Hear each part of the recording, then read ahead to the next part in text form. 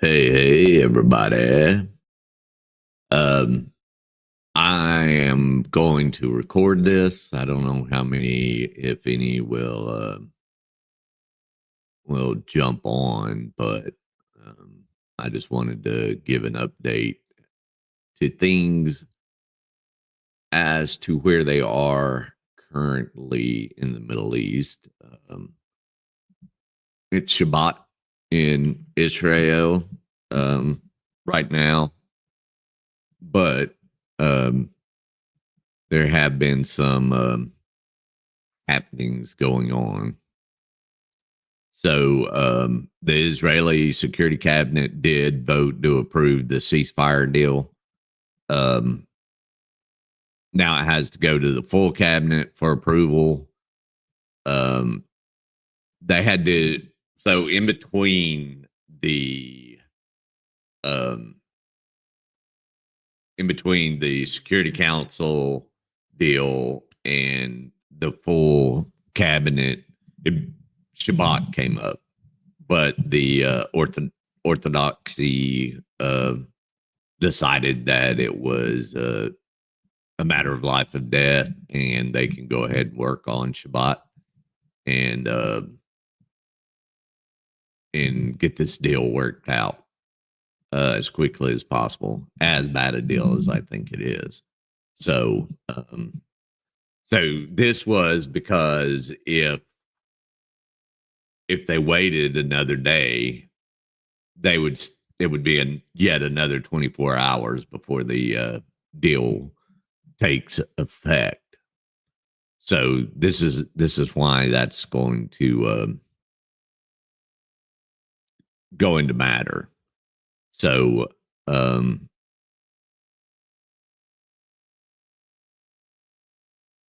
so but they got to decide whether to even vote or not, because there's a lot of protests in Israel saying it's a bad deal, and no guarantees of life or anything else. So we um, will see. Finance Minister Smotrich said he and his cabinet members would vote against the deal, but not leave Netanyahu's coalition. Another leader, Itamar Ben-Gvir, who's Minister of National Security, has said that not only would he and his party vote against the ceasefire deal, but would also leave the coalition. And he would resign if it went through. He said he would be ready to rejoin the coalition if the fighting resumed, but he's not happy about this. Both Smotrich and Ben-Gvir voted against the deal at the Security Council meeting, but it still passed fairly easily. Let's see. See if there's any.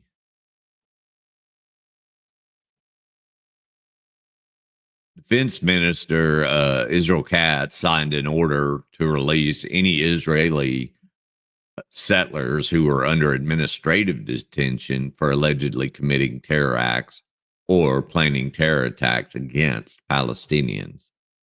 That's already a nod to the right, because a lot of people would be upset if they're releasing 1,000 Palestinian terrorists and they're not keeping any Israeli settlers in jail who were just trying to protect their families. Under Israeli law, Palestinian prisoners cannot be released without a government vote and then a 24-hour period for the public to appeal to the courts. And that's why the deal, which involves the release of about 1,000 Palestinian prisoners, can't immediately take effect. So we'll probably see court fights start on Sunday for us here, or tomorrow at sundown. But well, I mean, we'll see what's going to happen with that. This is more on the, y'all know how I do it. This is more on the Israeli side. So we're looking at only getting 33 prisoners back for these. It's up to 1,600 now, I believe, Palestinian terrorists. So they don't know how many of the 33 are even still alive. This is the first 33. There's still 90 something. But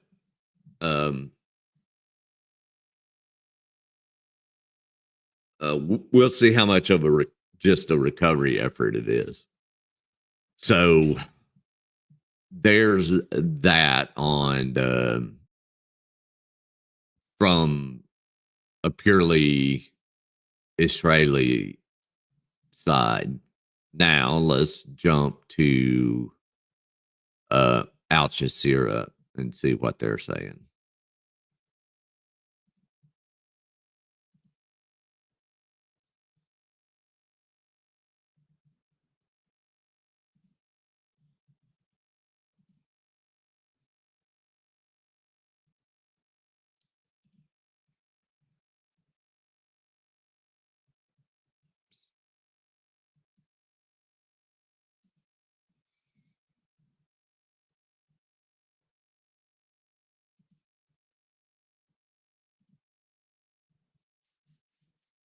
For those that listening, I hope everybody's doing well.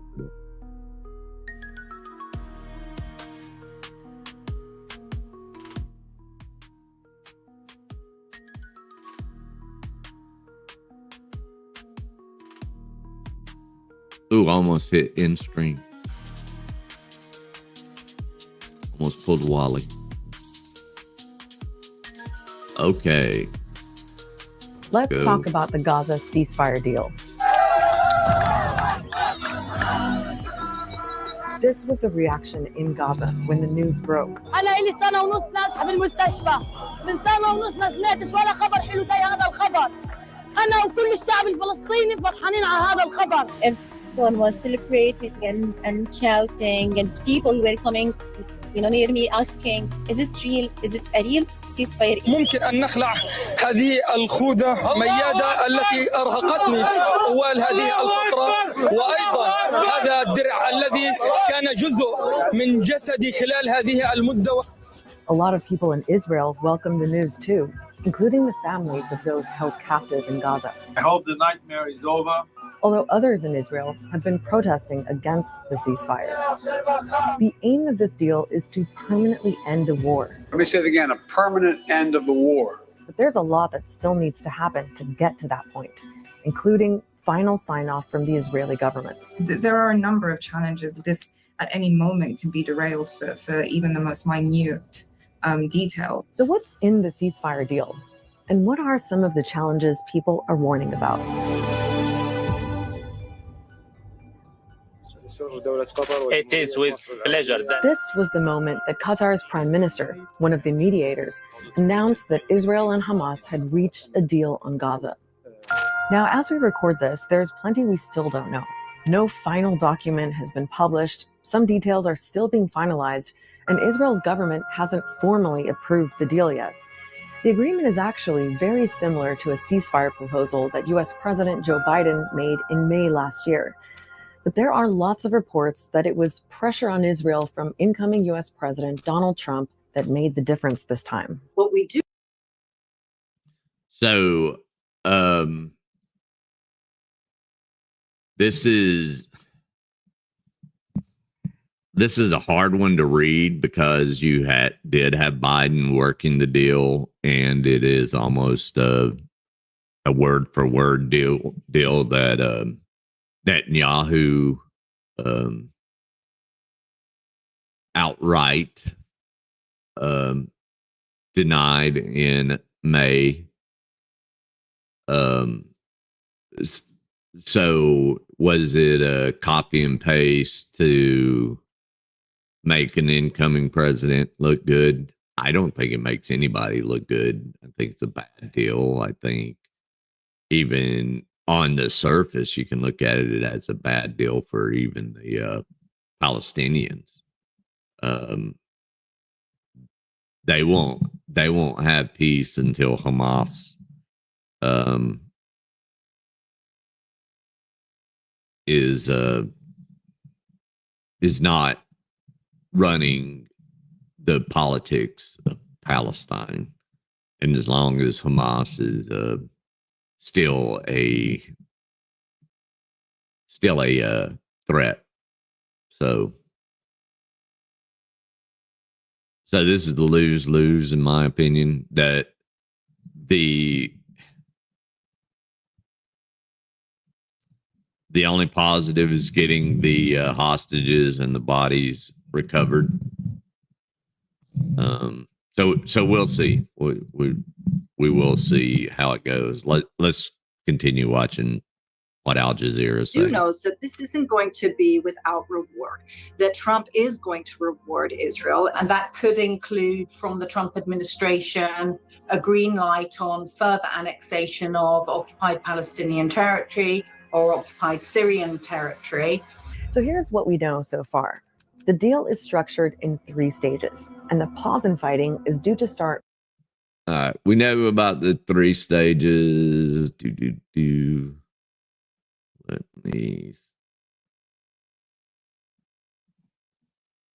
90% of Gaza's population of more than 2 million people has been displaced. We will be shocked. We will be faced by the huge and the massive destruction everywhere. I was talking just to people here after the announcement of the ceasefire, and many of them told me that I will go to the north of Gaza in order to bury my kids who are still under the rubble, to visit the graves or to make graves for my family who are still under the rubble. Stage 1 is also about starting to. This is the heartbreaking thing about irregular warfare. When an enemy will knowingly put weapons caches in homes, set up fighting positions in and around hospitals, set up command centers inside of mosques and churches. When the law of war says that when you do that, those become valid targets. And as we study, is you have the moral quandary, and the people who are involved in the fighting in and around suffer the moral injury because you're taught that those are sacred targets that you're not supposed to take out. So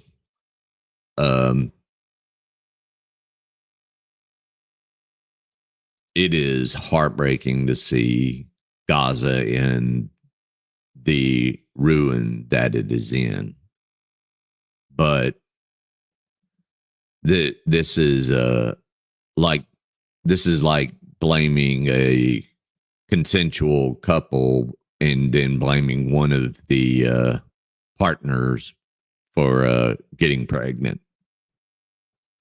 It was all your fault, or yay, it was only me who created this child. I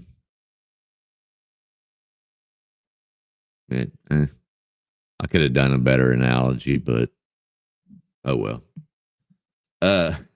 Address the dire humanitarian crisis in Gaza.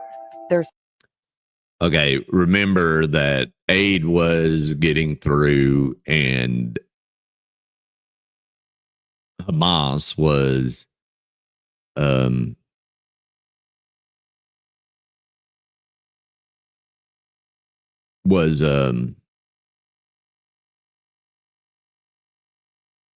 taking that food, hoarding it, charging the citizenry exorbitant fees to get the food, trading the food, fuel, and everything for weapons for new soldiers and everything else. Supposed to be a surge in aid deliveries. Something like 600. It's going to be 600 trucks a day. I think it was 75 trucks yesterday. So you see the juxtaposition there. 100 trucks of aid a day. Again, nowhere near as sufficient as what Gaza actually needs, but it's still a lot better than what is currently getting in right now. So that's stage one. It's also during this period that negotiations are supposed to start. Right, Danny. That's what I'm talking about is they were using it as currency.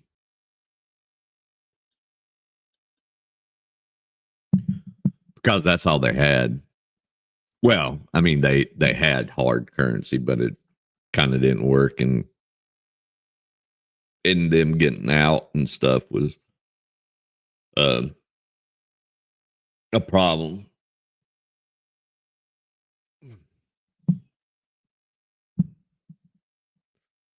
Start for stage two, focusing on reaching a permanent end to the war.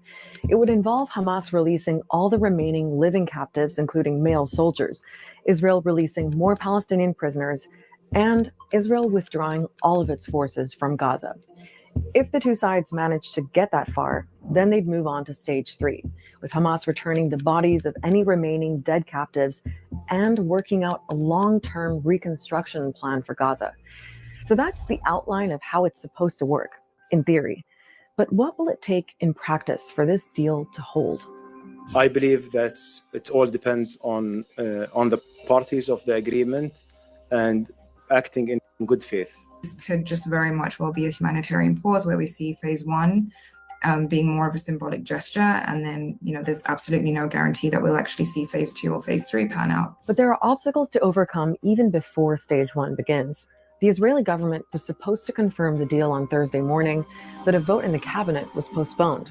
Israel's Prime Minister Benjamin Netanyahu blamed the delay on Hamas, accusing them of going back on some details. Hamas said there was no basis to his claims and that it remains committed to the deal. It looks a lot like a politically manufactured crisis. It is very on brand for Mr. Netanyahu to provide different interpretations to different people. Well, this security cabinet meeting is more than a day delayed, and that's because of internal fighting within Benjamin Netanyahu's coalition. But nonetheless, the premier's office did release a statement saying that he has confirmation from the mediators that all of the outstanding issues have been resolved. Netanyahu had informed the family members of Israeli captives that the deal will be underway.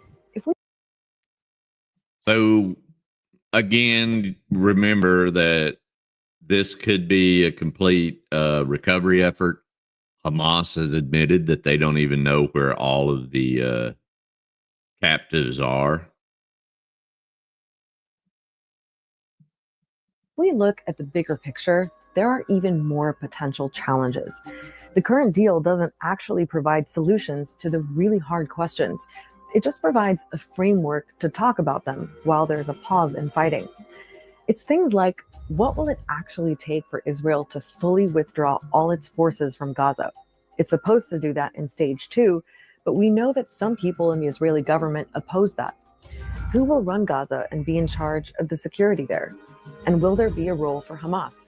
Keep in mind that Israel's stated aim of the war was to eliminate Hamas, something the outgoing U.S. Secretary of State admitted has not happened. We assess that Hamas has recruited almost as many new militants as it has lost. I think everybody sees that Israel's objective in Gaza, with all of the military that it's pushed and the destruction that it's caused, has not brought Israel any closer to removing Hamas from power or providing real security. Whatever the chances of this deal sticking, for now the families of Israeli captives are feeling more hopeful, and the people of Gaza are counting on a reprieve from 15 months of relentless Israeli attacks that have killed more than 46,000 people. Almost 100 were killed in the 24 hours after the deal was announced. The worst part was bombing and killing. Here we are facing the famine, the starvation, the lack of food, medical supplies. You can't imagine the severity and the difficulty of the situation here.